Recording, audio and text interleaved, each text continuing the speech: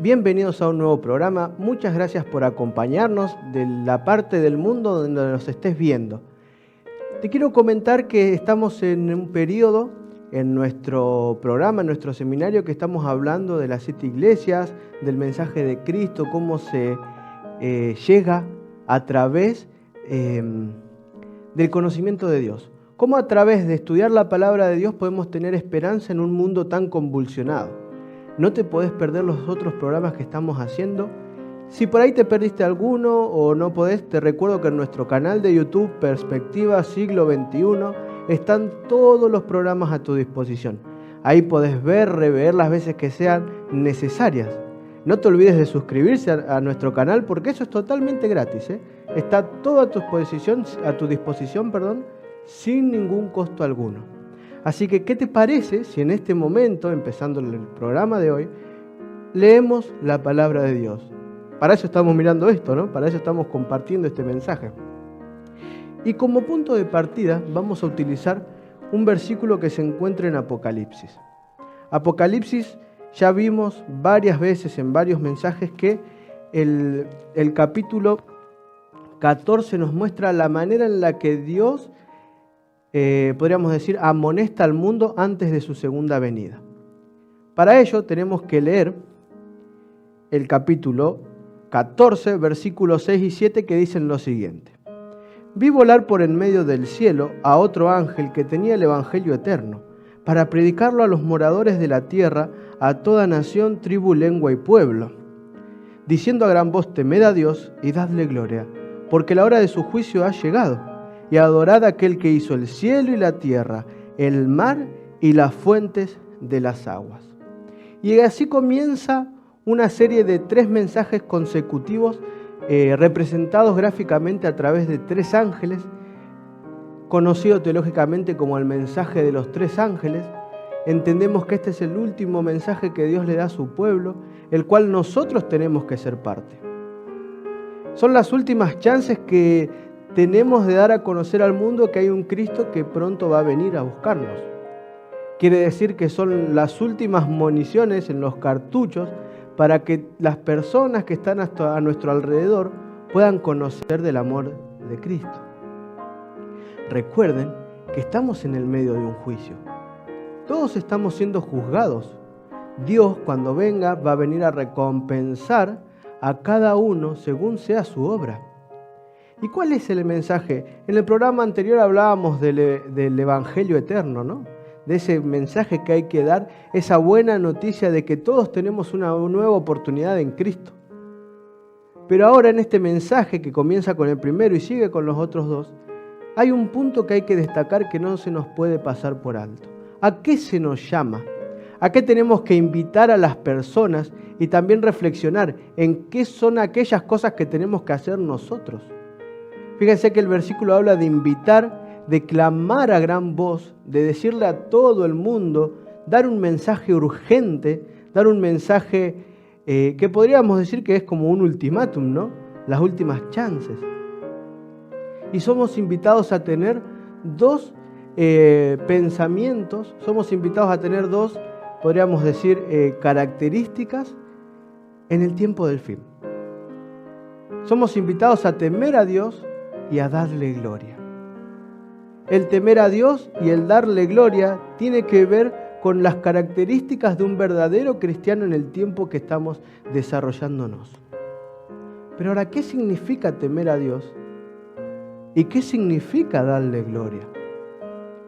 Vamos a empezar a desarrollar un poquito estos 2 mensajes. Fíjense, estos 2 conceptos, perdón. El primer mensaje tiene que ver con que hay que darlo al mundo entero. Y temer a Dios tiene que ver con algo personal. Temer a Dios y darle gloria es un mensaje que tenemos que dar para que las personas lo apliquen en su vida. Pero nosotros, en nuestra vida cotidiana, también tenemos que temerle a Dios todos los días. Y al contrario de lo que muchos piensan y creen, temer a Dios no tiene nada que ver con el miedo. No significa estar asustados del Dios que por ahí no vemos. Tiene que ver más acerca de la relación que yo tengo que plantear con Cristo.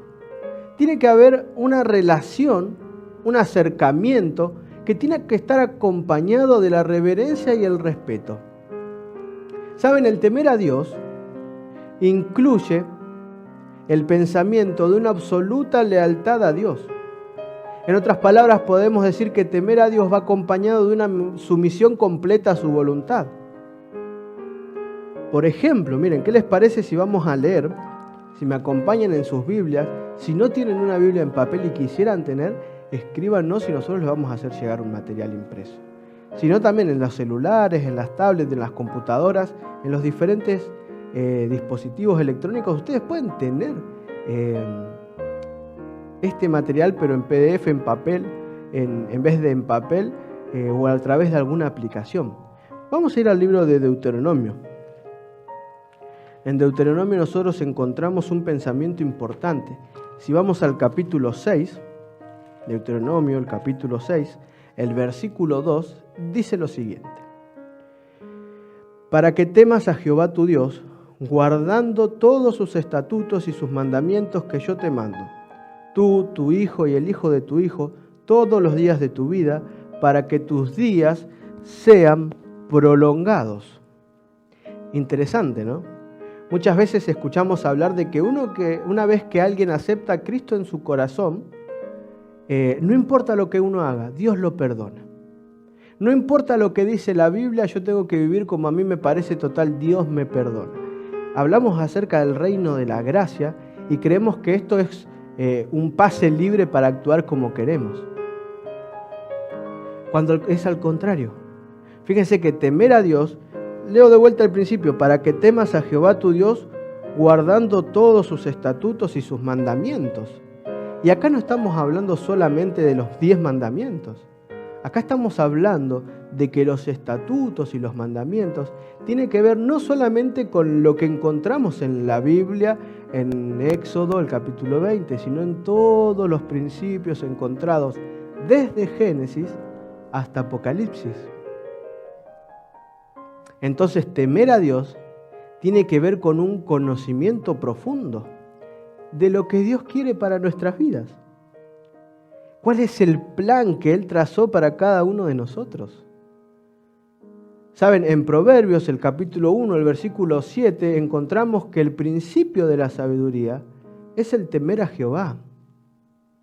Podríamos decir entonces que el temer a Dios tiene que ver con buscar a Dios. Tiene que ver con,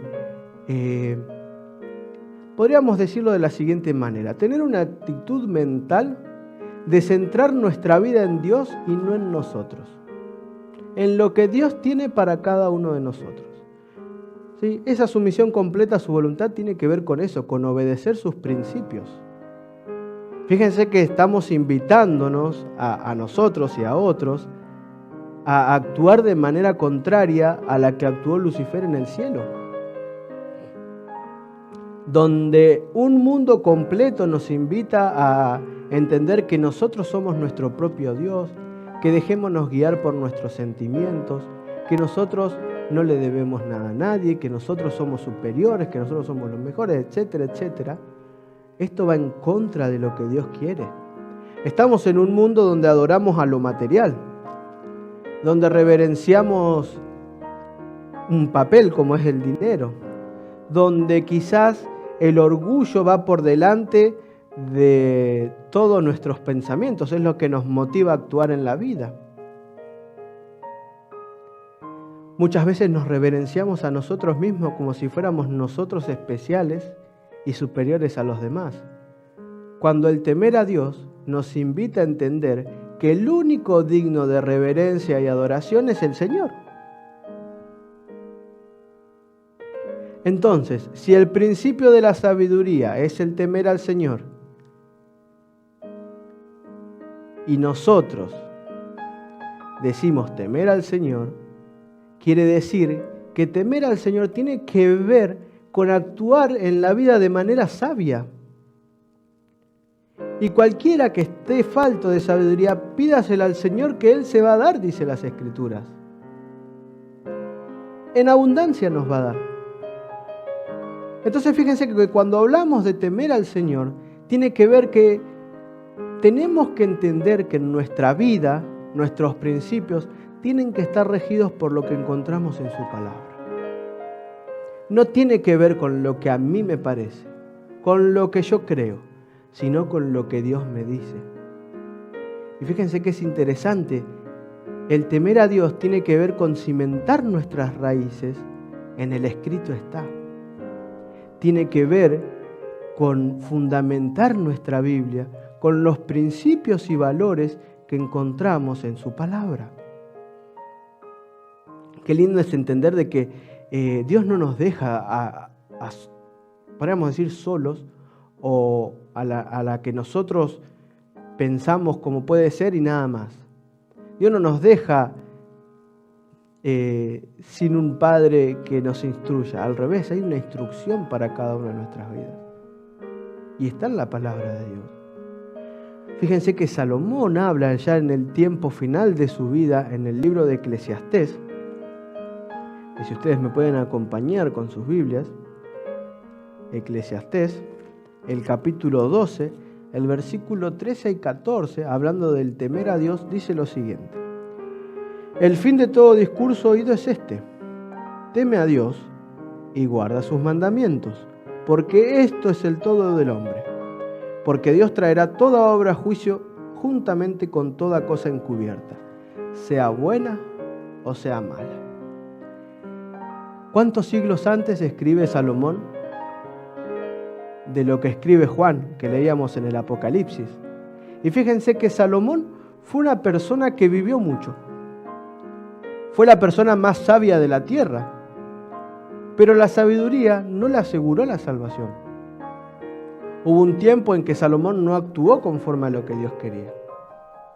Eso me tiene que hacer pensar que mi relación con el Señor tiene que ser diaria. Yo no puedo descuidarla. No puedo decir, bueno, ya voy un día a la iglesia y esto me alcanza para el resto de la semana. El temer a Dios tiene que ver con un estilo de vida. No podemos disociar lo que soy de lunes a viernes, de domingo a viernes, y dejar un día para decir, bueno, este día sí soy cristiano, el resto, si no se dan cuenta, mejor. No existe tal cosa en un verdadero cristiano. Por eso dice que el fin de todo lo que va a pasar, y Salomón las vivió todas, Salomón tuvo mucho, tuvo poco, generalmente se lo conoce como uno de los reyes más importantes. Él tenía lo que quería, pero entendió que de lo material no sacaba nada, que de las pasiones tampoco sacaba nada, sino que al fin, cuando uno llegaba al fin de sus días, lo que importaba era cómo viviste tu vida, cuáles fueron las decisiones que tomaste. Salomón nos invita y nos insta a que temamos a Dios y a que guardemos sus mandamientos. Fíjense cómo van de la mano. Al final dice, por más que hayas vivido lo que hayas vivido, hayas tenido lo que hayas tenido, no importa qué es lo que hayas tenido, lo que importa es cómo hayas sido. Porque Dios va a traer toda obra, y fíjense que ya estaba consciente de que existía un juicio. Porque Dios dice, va a traer toda obra a juicio. ¿Y saben algo? Hay algo interesante, porque dice, juntamente con toda cosa encubierta. Y nosotros creemos de que si los demás no nos ven, entonces no pasó. Nosotros creemos que por asistir a un día a la iglesia y parecer cristianos, no importa cómo actúe en mi casa, no importa cómo sea con mi familia, no importa cómo trate a mi esposa, a mi esposo, a mis hijos, a mi papá, a mi mamá, a mis abuelos. Total, si un día a la semana que voy a la iglesia actúo bien, ya ahí junto la energía para la semana. El temer a Dios tiene que ver con actuar consecuentemente con lo que estudio en su palabra. Fíjense qué interesante cómo se relaciona el temer a Dios con seguir la voluntad de Dios. Entonces, contrariamente a lo que todos creen, que si estamos bajo la gracia ya no hay ley, tenemos que entender de que nunca la Biblia en ninguno de sus conceptos fue la idea de minimizar la necesidad de la obediencia. Por otro lado, creen que hay otros grupos también que creen que cuando hablamos de obedecer a Dios, estamos hablando de legalismo. No, estos solo hablan de obedecer, hacer y ya está. Y no es ni la una ni la otra. Se trata de encontrar un equilibrio en la vida.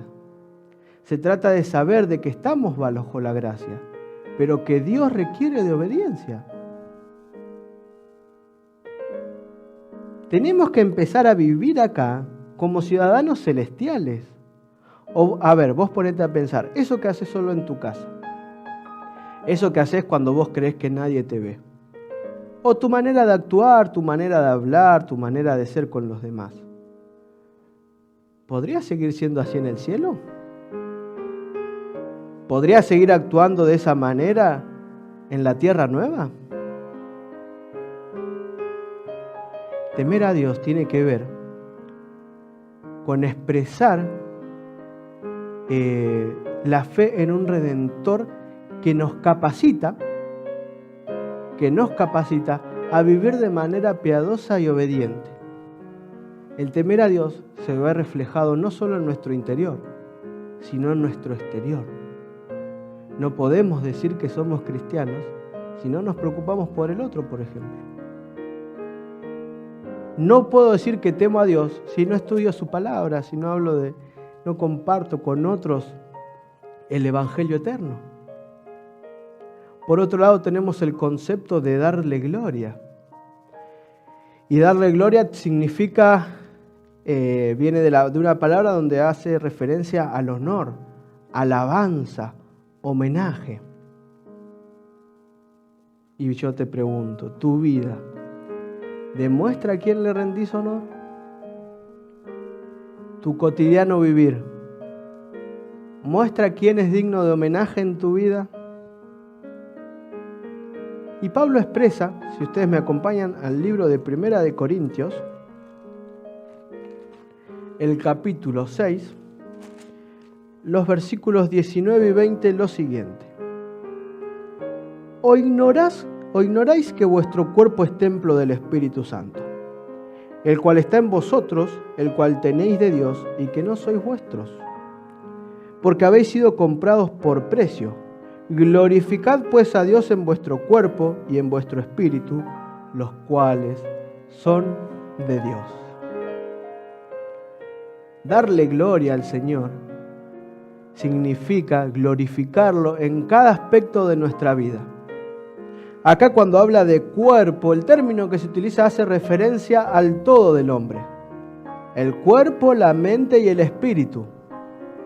Podríamos decir que glorificar al Señor tiene que ver con todos los diferentes aspectos en nuestra vida. Entonces te pregunto, ¿cómo te vestís? ¿Glorifica al Señor? ¿Cómo hablas? ¿Glorifica al Señor? ¿Lo que ves? ¿Glorifica al Señor? ¿Lo que sos? ¿Refleja a Dios? Lo que soy, porque me lo tengo que preguntar a mí, ¿refleja a Dios? En otras palabras, cuando alguien te ve, cuando alguien habla con vos, cuando alguien acude a vos porque tiene alguna necesidad, ¿ve la imagen de Dios o no? Es para pensar, ¿no? Es para pensar porque tengo que decir que si soy cristiano, lo que soy va a evidenciar lo que digo ser. Si pasó la semana y nadie se dio cuenta que era cristiano, hay algo que estoy haciendo mal. Hay algo en lo que estoy fallando.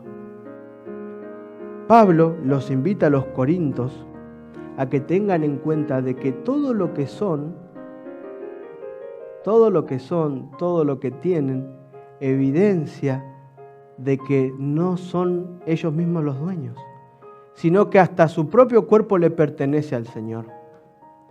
En otras palabras, ¿no entiende también que ustedes son hasta mayordomos de eso? ¿Qué estamos haciendo para mejorar este aspecto de nuestra vida? ¿Qué estamos haciendo para poder demostrarle a los demás al Dios a quien servimos? ¿Qué estamos haciendo para mostrar al mundo la imagen correcta de Dios? Porque quizás hay muchas personas que nunca van a abrir una Biblia, pero tu ejemplo, tu testimonio, es la única Biblia que por ahí lean. ¿Cómo estás viviendo? ¿Estás demostrando eso que decís ser? ¿O queda solo en teoría? Fíjense cómo se complementa la gloria a Dios con la sabiduría. Es con el temer a Dios, con vivir una vida conforme a lo que Dios quiere. No podemos disociar una de la otra. Fíjense que en Romanos, otra carta de Pablo, él dice lo siguiente en el capítulo 12, versículos 1 y 2. Y leo lo siguiente. Así que, hermanos, os ruego por las misericordias de Dios que presentéis vuestros cuerpos en sacrificio vivo, santo, agradable a Dios, que es vuestro culto racional. No os conforméis a este siglo, sino transformaos por medio de la renovación de vuestro entendimiento, para que comprobéis cuál sea la voluntad de Dios, agradable y perfecta. Qué interesante lo que está pidiendo Pablo acá. En la época en la que estaba escribiendo, lo cotidiano y lo común en la adoración hacia Dios era traer sacrificios. Los judíos y los otros rituales consistían en traer animales que morían. Entonces, cuando alguien escuchaba hablar de un culto o de alguna adoración a algún Dios, lo asociaba directamente a la muerte de algún ser. Sin embargo, acá, Pablo está cambiando el paradigma del culto. Él está diciendo, no es nada muerto lo que hay que traer a Dios, sino vuestro culto racional. La razón, no solamente los sentimientos. Lo que está diciendo acá Pablo en nuestro culto racional, está hablando de que tenemos que presentarnos, y esta palabra hace alusión a la suma colectiva de todo lo que somos, nuestro cuerpo, mente y emociones. La adoración hacia Dios, el culto racional, también se lo puede traducir como una adoración inteligente. Somos invitados a ofrecerle al Señor todo lo que somos de una manera racional, con sabiduría. Esta es la adoración que Dios quiere. Este es el mensaje que tenemos que compartir. Que en Cristo hay nueva vida, pero que Él requiere nuestra obediencia y un culto que tiene que ser racional. Una experiencia que nos tiene que conmover, pero se tiene que dar desde la mente. No guiarnos solamente por el corazón. Nuestra instrucción tiene que estar cimentada en su palabra. Porque dice que no nos tenemos que conformar a este siglo. Y hablar de no conformarse a este siglo tiene que ver todo aquello que viene de este mundo, todo aquello material, todo aquello pasajero. No nos tenemos que conformar a esto. Tenemos que mirar más allá de lo que ven nuestros ojos a nuestro alrededor. Porque Dios tiene preparado algo muchísimo mejor para cada uno de nosotros. Porque solamente así, cuando nos acercamos a Dios de manera completa, le pedimos sabiduría, lo honramos con todo lo que somos, vamos a poder entender cuál es la buena voluntad de Dios, agradable y perfecta. Entender de que Dios quiere para cada uno de nosotros lo mejor. Entender de que Dios no trae los problemas a nuestra vida. Entender que Dios no nos manda las pruebas. Entender de que Dios no es un Dios tirano, sino un Dios de amor que quiere un culto, quiere una relación personal y racional con cada uno de nosotros, con vos y conmigo. ¿qué vas a hacer? ¿Le vas a entregar tu vida al Señor o no? ¿Vas a entender que es momento de temer a Dios y darle gloria porque la hora de su juicio ha llegado? ¿Vas a tomar la decisión de seguir a Cristo? ¿Vas a tomar la decisión de compartir este mensaje importantísimo para las demás personas? Estamos jugándonos, podríamos decir, las últimas cartas en el juego. Podríamos decir que estamos tomando las decisiones que van a ser para la eternidad. Dios quiere usarte para que seas un instrumento que lleves el mensaje de salvación a un mundo perdido. Pero no lo vas a hacer, no lo vas a compartir si no lo vivís primero. Es momento de decidirnos por Cristo. Es momento de decidir confiar en Dios. Es momento de decidir temerle a Dios y darle gloria. Porque el juicio ya comenzó. Falta poco para que termine. Dios quiera que cuando Él venga nos encontremos de su lado, del lado vencedor, del lado que te promete una vida eterna, no pasajera, sino vivir para siempre al lado de nuestro amante Salvador.